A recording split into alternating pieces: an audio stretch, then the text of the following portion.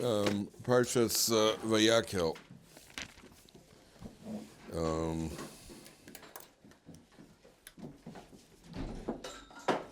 Where are we here? What page? 516. Okay. So if take a look at we're on 516, six lines from the top. Vayomer Moshe el kol adas b'nei Yisrael lemor, ze hadover asher tziva Hashem lemor. Moshe says to the Jewish people, lemor, saying, ze hadover asher tziva Hashem lemor. Now the word lemor is repeated twice in the pasuk, which is strange. It should have said, Vayomer Hashem el kol adas lemor, means to say to others. Zadavar Shiva Hashem, this is what Hashem commanded Lamor to say to others. And I saw them unfortunately say over here, what do you think? What do you guys think of somebody who has his name put on the wall of a building that he donated? Good or not good? Could go either way. Could go either way. Which way could it go? As long as he's Tannenbaum. So the truth of the matter is, what do you mean it could go either way? There's merit in being an anonymous donor. Right. And the other is that if your name is on the wall, it could inspire people to... Excellent, exactly correct. That means we see from here, publicize it, if that's what it takes. Publicize that you gave the money. Some people want the publicity, they simply want the publicity, which, by the way, is also acceptable as long as you give, by tzedakah. It's not the highest level of giving. But if that's what it's going to take, that's why many yeshivas, for example, they'll have a dinner and they honor somebody. So a lot of people say, I don't want to be the honoree, I don't want to be the center of attention. Those that listen, do the yeshiva, all of a sudden people are humble. No, I don't want all that attention. The yeshiva needs you right now to be the honoree, so you should accept that as also a mitzvah. Sometimes in life you got to be willing to accept that's also part of the job. Now, all of a sudden, here we're humble, and always in the wrong places. Therefore, the double lemor is that, yes, sometimes we publicize it. Okay. So then he talks about what they're going to take. Kechum eitchem truma l'Hashem kol nediv libo. Nediv libo, anybody who is generous of heart, yiviyah is trumas Hashem, he should bring the truma zav v'kesef and achoshes. So the idea of nediv libo, how do you know that somebody is a nediv libo? How do you know what indicates that you've got a generous heart? Where's the truest indication? The next word is the indication. Yivieha will bring it. If you bring it to me, that shows that you're generous. If I got to come to you to get it, well, okay, you'll give it to me because I'm pressuring you, or because you're uncomfortable saying no. But the real sign of the generosity is that this guy he's willing to give it. And a person has to know that in life, when it comes to tzedakah, I mean, you guys have been in Israel, there's always in every shul, and every time you walk out on the streets of Geula, there's always somebody to relieve your load, to relieve your burden. They're collecting. So the true attitude is.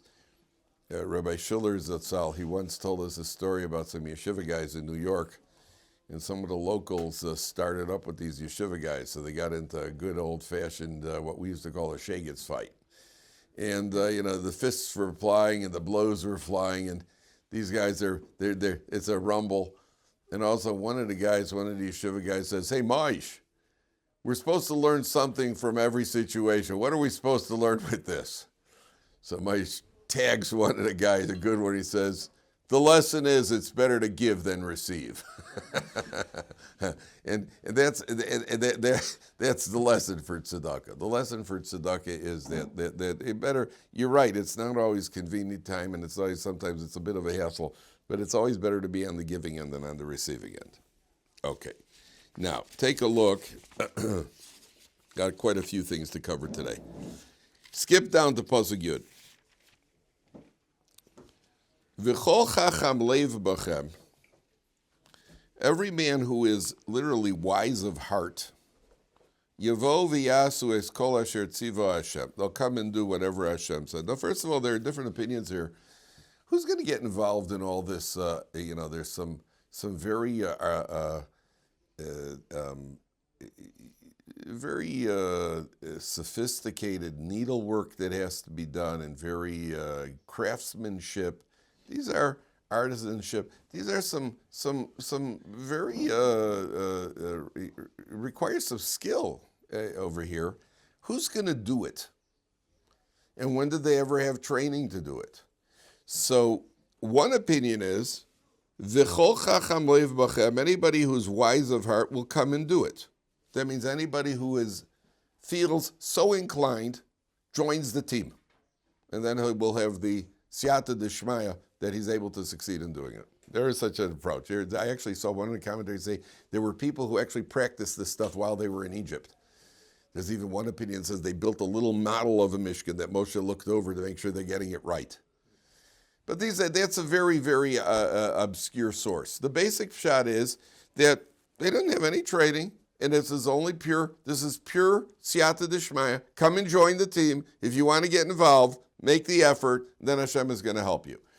Rav Dessler, if you know anything about the history of Rav Dessler, he writes in the Michtav Melio a fascinating thing. He says, how is it that we see through Jewish history, sometimes you find somebody who is no more gifted and no more talented than anybody around, yet this person sees a need, often it's a communal need, takes the initiative and embarks on the project, and then he's blessed with divine assistance, with siyata d'shmaya, and then he enjoys and reaps the benefits of everything that was created, which could be a self-description of Rabbi Dessler. Because Rabbi Dessler was in England in 1940, and there was a man in Gateshead named Rabbi Dovid Dryan. Rabbi Dovid Dryan was the shochet in Gateshead, and he came up with an idea to build to make a kollel in Gateshead. So he sent out letters to 22 rabbanim throughout England, suggesting this idea. 18 of the rabbanim didn't bother writing back, never responded. 3 of them said to him, listen, under certain circumstances, it might be a good idea, but in case you haven't heard, there's a war going on right now. It's 1940, and there's a world war going on. It's not going to work. And Rav Dessler said, let's do it. And then Rav Dessler, with superhuman effort, he built what's the famous Gateshead Kollel, which caused everything else to spring off in Gateshead. And Rav Dessler, it's almost a self-description. He writes that sometimes a person comes along who's no more gifted and talented. It doesn't take much to knock on doors, which he did. He went door to door knocking, soliciting donations. But at the end of the day, you took the initiative, and therefore now you have the bracha of all of the nachas and all the reward that's going to come, because now it's eternal, all the whatever the ripple effect is, and now you're going to be the beneficiary, number one. Number two, the expression chacham leiv. Anything about that strike you as a bit odd? It's not a brain. It's not a brain, chacham leiv. Why does it, very good. Very good. Why is it chacham leiv, he's wise of heart, as opposed to, we would say chacham rosh, chacham sechel, chacham bia. Why is the wisdom of the heart? So there's an idea here of, you believe, we spoke about this yesterday with like cyanide and kashrus. If you chacham, what you like cyanide? That's why you're smiling. Well, boy, I've had one guy today got all excited when we said chenek. He was smiling. Remember, Chai was also said about chenek. Now cyanide. Gee, I give him we're on the wrong subjects over here. So the idea is there's certain things that a person knows intellectually, and there's certain things a person internalizes. There's intellectual. I believe it intellectually. The chacham leiv means you've internalized it. The classic example is the brisker Rav. A guy once came to, the briskers have this are stereotyped as being very nervous about their mitzvah observers. You ever heard that brisker stereotype? So somebody once came to the brisker Rav, Rabbi Yitzchak Zev Soloveitchik, and he said, "Why are you so nervous about it?" So he said, "I'm not nervous." He said, "Well, what is it that you impress? You create an impression of being nervous." To brisker Rav, I was like, "Can I ask you a question? When you go to sleep at night, are you nervous about falling out of bed?" The guy said, "No." He says, do you ever wake up in the middle of the night to check if you're near the edge of the bed or not? Guy says, no. He says, you sleep comfortably through the night? He says, yeah. He says, great. I have an idea. I would like to take your bed and put it at the edge of a 12-story building tonight. And you'll sleep in the bed on the edge of a 12-story building. How's that? I don't know. Would you be nervous?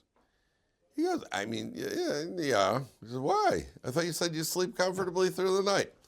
He says, yeah, I do, but in the unexpected, in the unlikely event, like they announce on airplanes, right? In the unlikely event, not a water landing, of a sidewalk landing over here, if I'm lying on the edge of it, in the unlikely event, it could be a disaster. The Brisker said, that's how I feel about Torah and mitzvahs. Means I don't mess up. I know the halacha, and I do it right. But in the unlikely event that I do something wrong, the ramifications are mind-boggling. Did you internalize it? You didn't internalize? Yeah, okay, so I ate a little treif. Yeah, okay, so it was, I broke Shabbos. Yeah, okay, it was muktzah.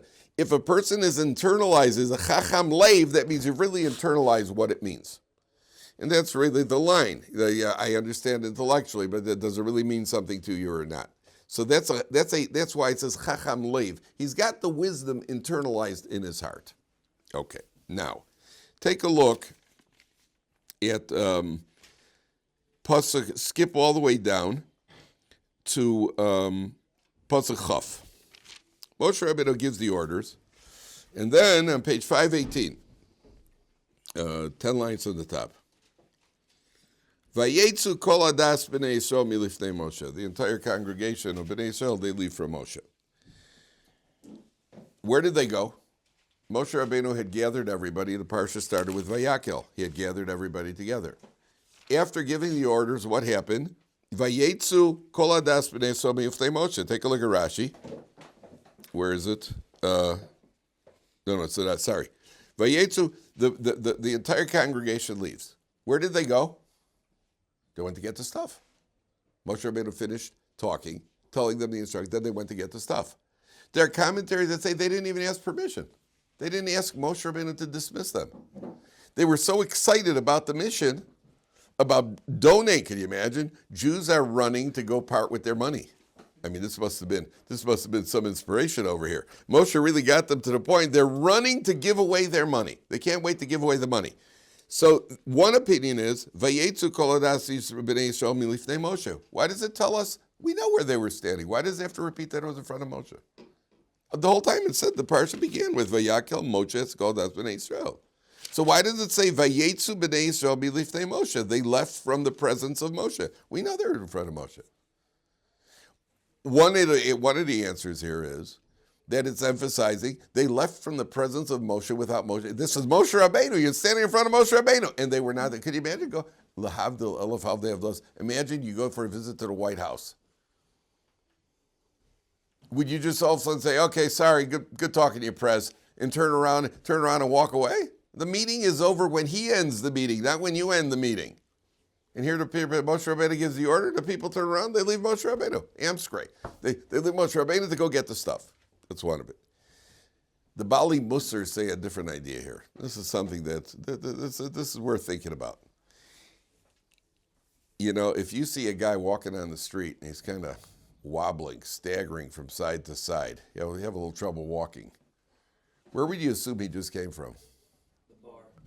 Probably get to the bar. If you see a guy with a Gemara under his hand, in a hat and a jacket, and he's kind of walking slowly like this, little focus in his eyes, where would you assume he came from? A base medrash of some sort. A person, based on seeing us outside, they ought to be able to tell who we are and where we're coming from. A person who meets us on the outside, he shouldn't have to know where we were as a fact. He should be able to read us and see where we're coming from. Is this a Ben Torah? Is this a Yeshivat Bacher? Is this a thug? Who is this guy? When a person meets us, they should be able to see and be able to tell who we are. That's why if we were in the presence of Moshe Rabbeinu, if you left from Moshe Rabbeinu, anybody who was Zocha to get to Reb Chaim Kanievsky, When you went into Reb Chaim Kanievsky, you came out and you were like, wow. Everybody who just, when you walked out there, you were just took a couple of minutes just to realize who you just saw, just to let it, wow, boy, wow. You didn't walk out of there like, yeah, like you're leaving a ball game. So it says, Vayetzu. Imagine Moshe Rabbeinu's face is glowing. Vayetzu kol adas b'nei Yisrael milifnei Moshe. They left the presence of Moshe Rabbeinu. Sometimes if you walk out of shul on a Shabbos morning, some people look like they came walking out of a shul. Some people look like they came walking out of a bar. in more ways than one. They may have had a couple of shots. Hear me, right? You had a couple of shots or two. I met a guy Friday night. I was in America. A guy came into shul. I don't know. They call it To'ameh now. You ever heard this idea, To'ameh? The Erev Shabbos, a liquid refreshment. Guy came into shul Friday night. The guy smelled like a bottle of bourbon. And I don't know where he Kabbalah Shabbos. I don't know if he turned the right direction on Bowie B'Shalom. I don't know if he had a turn. This guy was okay. So we come out of shul like, hey, how you doing? Guys come out of shul like it came out of a social meeting. Or you come out of shul with a little bit of focus, a little bit of Kovid Rosh, a little bit, hey, we just spoke to Hashem for 2 hours and read the Torah. A little bit. That's Vayetzu milifnei Moshe. Okay, now we're going to halachic. A very interesting halachic area. Vayavo kol ish asher neso libo, every man whose heart so inclined him, v'chol asher nodva rucho oso, heviu es trumas Hashem limleches o moed, u'lechol avodaso levigdei HaKodesh. Now look at the description of the two types of men. Vayavo kol ish asher neso libo, every man whose heart carried him, V'chol asher nodva rucho, and everybody whose spirit, how does he translate it? Let's get Spirit motivated him. Spirit whose heart motivated him. No, that's the first one. His heart motivated him. And then every man who raised up an offering of gold. Now, the Mefarshim say like this. Now listen carefully. Do you know the story of the Gemara? Rabbi Chanina ben Dosa was very poor. And one day, his wife said to him, how long are we going to go on with this poverty? How long can we bear it? So a golden leg of a table came down from heaven. A golden leg, I could get used to that. It doesn't even have to be a leg. A golden arm would be good enough for me. It says the golden leg of a table came down from heaven. Okay, and I got a piece of gold to go make parnasa from. So then at night she had a dream. And in her dream, she saw that their table in the world to come would be missing one leg. Everybody else has 3 legs on their table. They have a 2-legged table. She said to her husband, tell them to take it back. So Gemara says it was taken back. Gemara says that was a bigger miracle. The second miracle was bigger than the first one, because from heaven they give, they won't take back. And for Rabbi Chanina ben Dosa, they took back. That's what the Gemara says. Okay. What was she worried about? What was Mrs. Chanina ben Dosa, what was she concerned about? What does it mean that her table with 3 legs only had 2 legs? So there are different approaches. One of the explanations is like this. Let's say I'm an average or below average Jew earning-wise. I would really like to give generously, but this is all I got, so I give my $500. That's all I could afford. I did good, right? Okay. What about a Jew who's got lots and lots of money? So not only he's expected to give the money, he's expected really to produce with it. And if he comes up short, who do you think is going to be taken to task more? The wealthy Jew or the Jew who, could barely scrape by? Who do you think is going to get taken to task? The wealthy. Of course, the wealthy one. The wealthy one's got a greater responsibility. So what happened with Mrs. Chanina ben Dosa is she felt that, we need money. Now she gets this golden leg. Once she gets the golden leg, she has a dream. The realization is we now have to do a whole lot of tzedakah and a whole lot of chesed. And if we come up short, then our table in the world to come, what are the 3 legs the world stands on? what does the Mishnah in Pirkei Avos says? The world stands on three things: Torah, Avoda, and Gemilus Chasadim. So there are three legs. Our leg of Gemilus Chasadim is going to be lacking. Why? Because if we get this gold now, more is going to be expected of us. There's more room to mess up. The way we are, we're poor right now. Give your $20. That's 10%. You're doing great. Nobody has any complaints. Nobody has any tainas on you. If all of a sudden you become wealthy, it's very easy to come up short. Maybe you didn't give 10% of that investment or 10% of that real estate or 10% of what. So she says, Tay, let him take it back. I don't want that responsibility because we may end up come short. Our table in the world to come, the three mitzvahs that we're involved with, the three areas of Torah, Avoda, Gemilus Chasadim, our Gemilus Chasadim, we're going to come up short. What does the pasuk say over here? Vayavo kol isha asher nisa'o libo. Every person whose heart so inclined him, v'chol asher nodva rucho. What did they bring? Heviu es trumas Hashem l'mechasoah. There are two types of people. There are the people who wish they could have done more. That's nodva libo, nisa'o libo. Their heart carried them. They wish they could have done more, but they only brought as little as this is all we got. And then you've got Nod Varucho. Then you got every man who raised up an offering of gold. They brought, so the Farshim say, you have the people who brought little earrings and a little bit of some bracelets or whatever it is. It was all melted down and put into the one big mass of gold. Then you have the people who want the publicity. And they're the ones who bring the big utensils that everybody will say, that's the gold bowl that Goldman brought.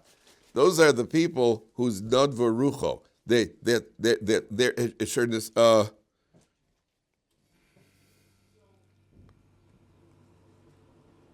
Which one is it? Yeah, Nod Varucho. So that he's giving the bigger thing. He wants the publicity. He wants some sort of acclaim for it. Okay, now there's an interesting halacha. Take a look at Pasuk Chaf Beis. Let's read the pasuk first.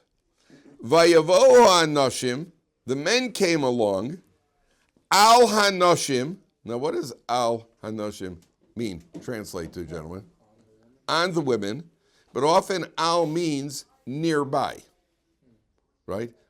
It means near, not literally on.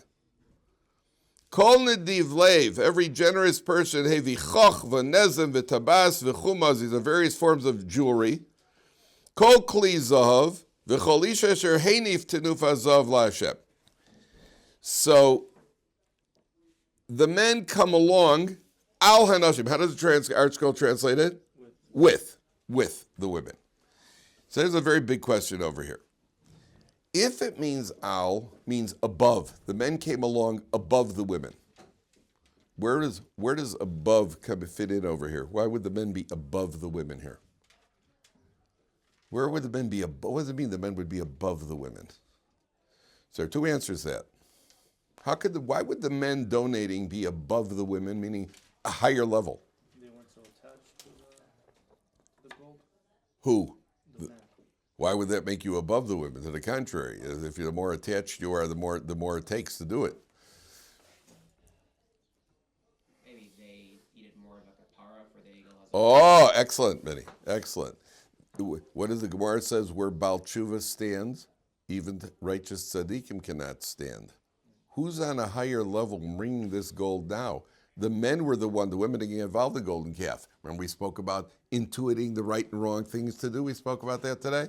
The women didn't get involved in that nonsense because they sensed that it wasn't a good idea. The men did, but now they're doing tshuva by donating to the Mishkan. Well, when you donate, when you do tshuva, what happens to you? You go to a higher level than even a tzaddik gomer, the Gemara says. One opinion in the Gemara. So vayavo hanoshim al hanoshim. The men are above the women in this area because they are donating as an atonement. That means you become a Baal Tshuva. You become a Baal Tshuva, you're higher than a tzaddik gomer. You're higher than somebody who's a perfect tzaddik.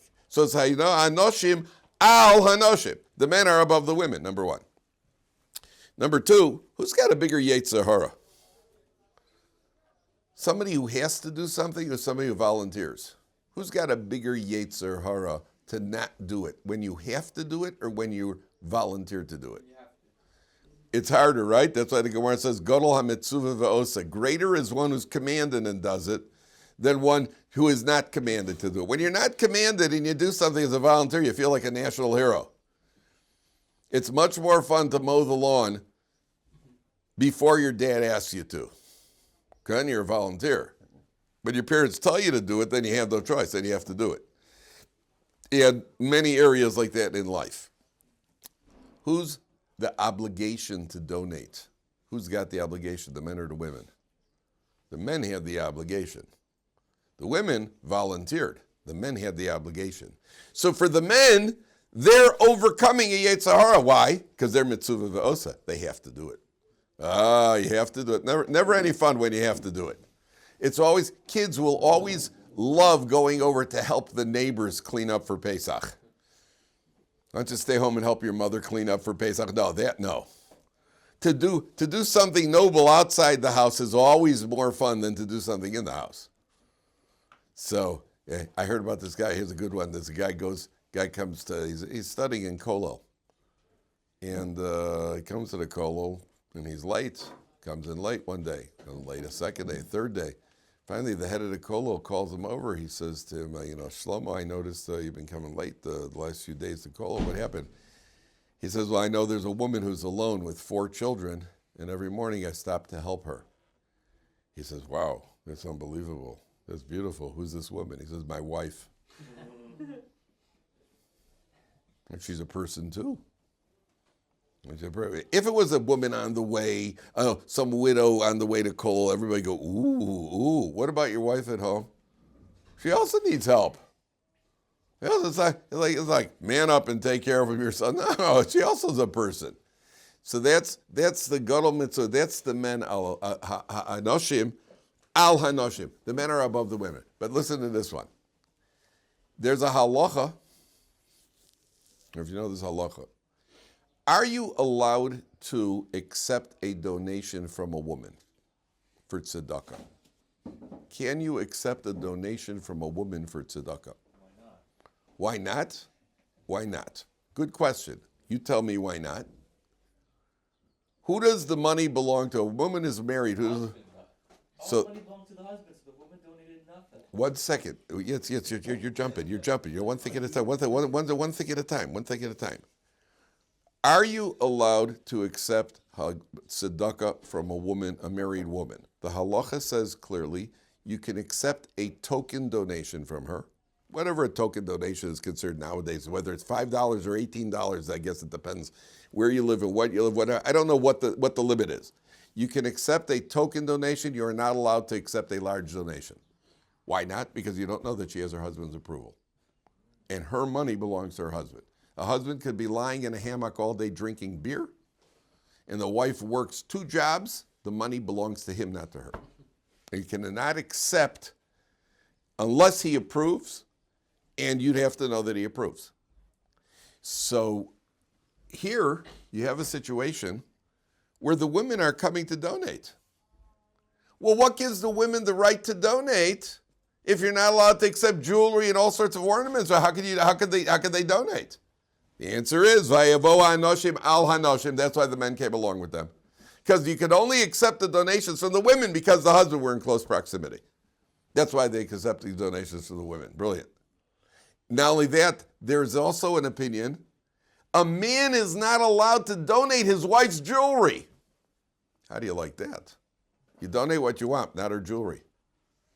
So now the men need the women there so that the wives approve of the husband giving away the jewelry. And that's why they've got to come along in close proximity to each other. The Noda Yehuda, who was one of the biggest poskim in the when did he live? In the 18th century. So the Noda Yehuda was asked the following question: what about there's a wealthy man, Vayakhel Landau, one of the biggest poskim in Jewish history, and he was asked the following question. There's a man he's a wealthy man. And his wife knows that he's not giving enough tzedakah. She knows that for a fact, and he's a wealthy man. Is the wife, are the charity collectors allowed to accept a donation from this woman where she's giving it because her husband is derelict in his duties? That was what the Nota B'Hida was asked. What do you say? Anybody? What do you say, Lenny? Yes? Yeah. What do you say, Hood? Good. That's also an answer. What do you say? Yitz, you're on a roll. What do I say? What do you say? You said I should. It's all mine. Okay. Anybody want to guess? The only one that said chas v'sholom. That's what he said. Chas v'sholom, to accept a donation from that woman. The fact that her husband is derelict in her duties does not give her the right to give away his money. The fact, there were communities, and even up to recent history, recent meaning up to the 19th century, probably 19th century, where the Beis Din, the local Jewish committee or Beis Din, could actually force people to give tzedakah. He said the fact that they could force them to give tzedakah, that's only with the husband's presence and his knowledge. But to accept from a woman where a woman is giving tzedakah, that even though her husband is doing it, that the Beis Din is not allowed to do. That's what the Nota B'Hida said. How do you like that? That's the halacha. Okay. Now there is an opinion here that the women came there wearing their jewelry. They actually wore the jewelry to the. Why would they be wearing it? So no one takes it. Huh? So no one takes So nobody takes it. it. They look better wearing the jewelry. Yeah, that's true, but why would they be wearing it on the way to donation? They scared their husbands not use it for something else. By the way, it's interesting because I think that's one of the reasons the women accompanied the men. I think one of the women accompanied because the last time the men took their jewelry, what did they end up with? A golden calf. This time we're not going to let you mess up. We're coming. I want to see this get to the place. They actually, the Mefarshim say that the women were marrying it to show that they're parting with stuff that they really. It's not extra jewelry that they had lying around. They're actually parting with stuff that that meant something to them. Yitz, your question, by the way, you said, well, what's the big deal? The women are donating stuff that belongs to their husbands. So there is an opinion that the men own the wives' property in exchange for support. The Chachamim instituted, the Gemara says the Chachamim instituted. Why does the man have rights to the wife? So we actually learned this last month. Why does the husband automatically have rights to the wife's earnings? That's in exchange for what? He's supporting her. So in exchange for him supporting her, because the husband, otherwise it's going to create animosity in a marriage. Husbands say, hey, what's going on here? I got to support you, plus you keep your stuff. I mean, that's not fair. So the Chachamim instituted that in exchange for support, I'm supporting you, so then at least what you earn, give to me. It doesn't make sense. There should be double jeopardy over here. But in the desert, where did the support come from? Manna from heaven. So then there's no reason for the men to own what the women had. So since the men had, so the wives have the right to give it away. That's why they both give separately. That's right. According to that approach. All right, gentlemen, we're going to stop here. Yeah.